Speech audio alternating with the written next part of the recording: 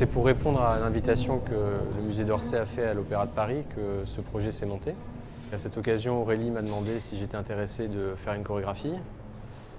Et en fait, assez rapidement, je lui ai proposé d'orienter le travail vers quelque chose qui prendrait une autre forme qu'une chorégraphie au milieu de la nef du musée d'Orsay.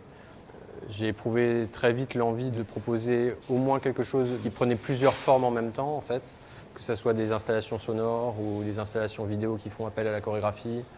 J'imaginais mal pouvoir investir le lieu du musée en proposant une seule pièce avec des gradins, avec une scène montée pour l'occasion, etc. Je ne comprenais pas très bien le sens que ça pourrait avoir, en fait.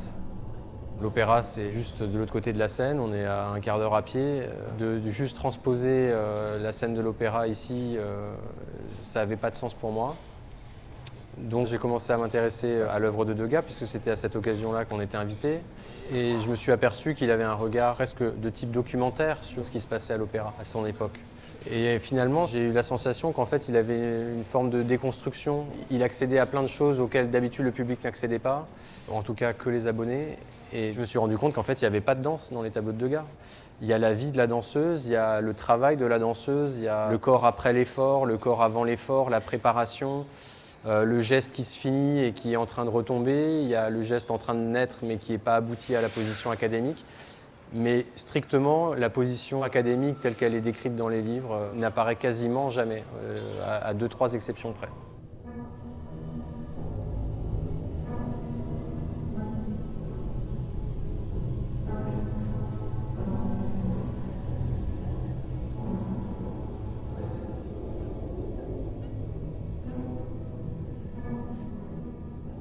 L'envie de faire un vrai parcours, c'est-à-dire en proposant 3 spectacles différents et les lier entre eux par une déambulation vraiment formalisée, ça s'est imposé relativement vite.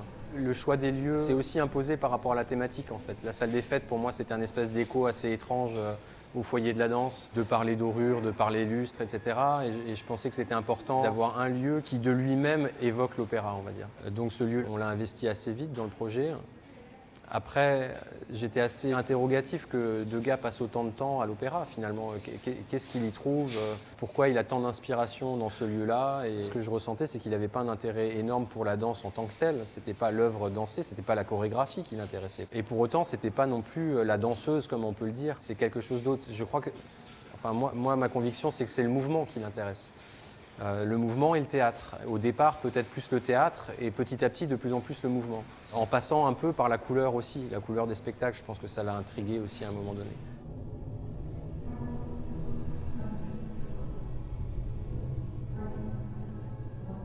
La vidéo, c'était très important aussi d'un point de vue accueil. J'avais envie que le mouvement soit déjà présent quand le public arrivait, pas qu'il soit en attente de la danse, que la danse elle soit là du début jusqu'à la fin, même si elle prend une forme très minimale avec un parti pris assez radical. Et puis, d'un autre côté, la vidéo nous a servi aussi de toile de fond et de décor changeant dans la performance, là aussi pour convoquer le théâtre, mais avec un espèce de décalage où les décors étaient en fait que des réalités, c'est que des images urbaines ou de paysages ou d'intérieur ou quoi, mais ça n'est jamais du théâtre. Et c'est convoqué comme un décor de théâtre. Donc le rideau se lève et à chaque fois on est dans un lieu réel, mais qui essaye de nous faire croire que c'est un lieu de théâtre. L'accompagnement sonore, ça a été un gros travail qu'on a fait avec Damien Pizzimanti, qui commence dès l'arrivée du spectateur, où on a essayé de mettre un certain nombre de citations de l'ambiance sonore qui existe à l'opéra, et puis de le déstructurer un petit peu et de commencer un peu par la fin, parce que j'avais envie que le public puisse voir le début du spectacle comme un flashback, en fait, puisqu'ils sont tous rentrés par l'endroit par lequel les danseurs ont clôturé le spectacle, en fait.